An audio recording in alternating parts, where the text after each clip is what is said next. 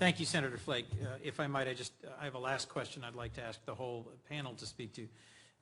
Part of the purpose of my visit to Kinshasa was to urge President Kabila to travel to Addis and to sign the Peace, Security, and Cooperation Framework and to actively participate. That happened, not as a result of my visit, I know, but that happened. What is it that the United States and more broadly the international community can be doing to support this agreement and to ensure that the peace process that should follow, that negotiations should follow, are inclusive, transparent, meaningful, and actually move us towards a real peace process? Several of you have referenced that the previous efforts at peace have been rushed, have been militarized, have been short-term, haven't addressed the underlying reasons for conflict. And we've discussed at length gender violence, rapes and sexual violence, conflict minerals, the repeated challenges to the region, DRC's failures of governance, Rwanda's interventions, all the different things that contribute to sustaining decades of horrible conflict in the region. What are the things the United States can do now that will make the biggest difference in ensuring that this peace process is different, that this peace process works, and it addresses the underlying causes of conflict? If you might, just from right to left, and then does Senator Flake have more questions you'd like to turn to? That may be our closing comments from each of the witnesses. Thanks very much again for the thoughtful questions. I think two things for the U.S. First, it's the envoy when, not if, that person gets appointed. They help support Mary Robinson and the key actors in the Great Lakes to create a new forum, a comprehensive forum that addresses some of these interstate problems that doesn't really exist. It's Francis Deng, who's come here before, the South Sudanese diplomat, says what is not said is what divides. And these real serious economic issues, and I'm going to get to this point in a second, are underlying issues between the two states, and security issues between the three states, actually, Uganda, Rwanda, and Congo, need to be addressed, and there needs to be external support and facilitation for those new agreements to operationalize what this framework says. But I wanted to double back again and pound another point home, if I can. The biggest incentive for peace, I think, that exists for both Rwanda and Congo, and for Uganda for that matter, the biggest incentive for those folks, the leaders in those countries to move towards peace process, and this is where the U.S. holds a lot of cards and hasn't been playing any of them, is to promote sustainable and responsible investment, bringing the companies together, the private sector, bringing the civil society, the NGOs together, and bringing those governments together to talk about, well, what would the risks and opportunities be for responsible investment in Eastern Congo? How can we create policy incentives that will help support responsible investment to allow for these countries? The engine for development of the Congo is obviously natural resources, but that's also the engine of development for future economic growth in Rwanda. It's cross-border. It's like Mvemba said, the economic and Father said, the economic support through transportation, through cross-border trade, electricity, all these kinds of issues, but more importantly, through the exploitation of resources. Private sector has a huge role to play in that. American private sector, European private sector, bringing them together and helping to support a responsible investment initiative.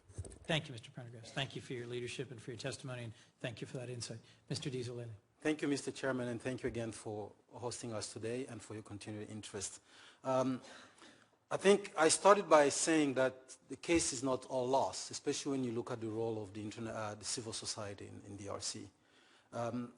We believe at Eastern Congo Initiative that our grantees and our partners in the region will not know peace until the political crisis is solved. And it's imperative for us as the United States to look at Congo as a whole. We work in Eastern Congo, but the problem that we're facing in Eastern Congo are symptoms of a larger problem. And civil society across the country has been working at this. So we encourage the United States to continue putting pressure on our actors of this, in this framework of peace to live up to the obligation they've agreed to live up to. Congo is a big country with 9 neighbors. So there is obviously a problem if continuously the only 2 neighbors that are at loggerhead with the Congolese causing all this death that we've been talking about, this calamity. So we need to put pressure on those neighbors, continued pressure. They have maybe some legitimate concerns, but like Father Ferdinand was saying earlier, most of these concerns are not so clear, and you need to use the vernacular, are bogus. So we need then to support the Congolese people in diffusing the crisis, and the crisis will be diffused, start being diffused, not only with security sector reform, but with the political reform. We need to hold the elections, municipal and provincials, to help reestablish some legitimacy to the process. And then the Congolese can take care of what they need to take care of. We need to push our diplomatic mission in Kinshasa to step up to the plate. Over the years, traditionally, Kinshasa had been a very important posting for diplomats. We used to send our best diplomats there. People like Melissa Wells, people like Robert Oakley, they serve in Congo. But we've seen over the years that the diplomatic post has not received the same attention. So to support this process that we're talking about, we need to raise that power that the U.S. Embassy has and start acting like it represents the United States. So I thank you again for your support, and I think that will be enough for me. Thank you. Father Muhigirwa.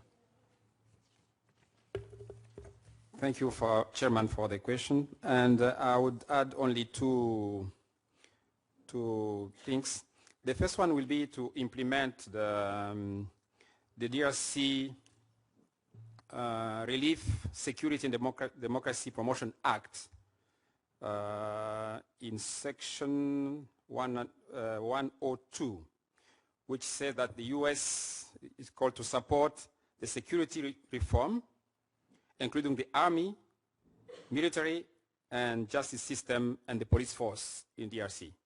I think that if that is implemented, it will help to bring, let's say, to sustain and to bring up a lasting peace.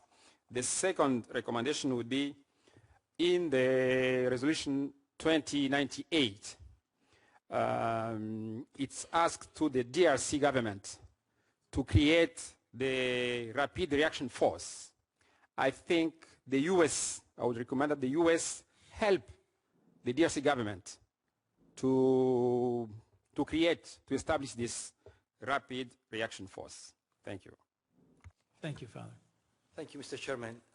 The framework requires the creation of clear benchmarks, both for the implementation of regional and for national commitments. I think the United States should support Ms. Robinson in developing such clear benchmarks with the participation of local civil society. So Ms. Robinson should be encouraged to go during her trips to the region to really consult civil society on the development of these benchmarks. And then we need to help her to have the governments of Congo, Rwanda, Uganda, and others accept these benchmarks. And finally, we have to monitor compliance with such benchmarks and be prepared to impose consequences for lack of compliance. Let me give you just one example. We at Humanity United are trying to think for Ms. Robinson some of these benchmarks. For example, the FDLR Rwandan rebel group. What could these benchmarks be? Well, Rwanda should publish the list of people suspected of genocide from 1994, thus making it clear to the FDLR who is wanted and who is not. Then the Congo should publicly denounce its own army's alliance with the FDLR when it happens and arrest and prosecute its own officers if they are found. Sensitization efforts with the FDLR should be ramped up, etc., etc. These are clear and concrete benchmarks that could be agreed and the United States could help, and then their implementation could be monitored. And finally, we need to make sure that the UN appoints the right team to support Ms. Mary Robinson. She can't do it alone, and of course, as we know, and so we need to be sure that proper experts and the appropriate number of experts are appointed to her team. Thank you very much for your attention. Thank you very much. I'd like to thank all four of our witnesses, those who've traveled long distances and those who've come from nearby for your engagement, your service, your leadership, and your insight on these issues. I'd like to thank Senator Flake and Senator Durbin who joined us today, and I very much look forward to working together to address these pressing and important issues in the very near future. Thank you very much. We will leave the record open for a week for any members of the committee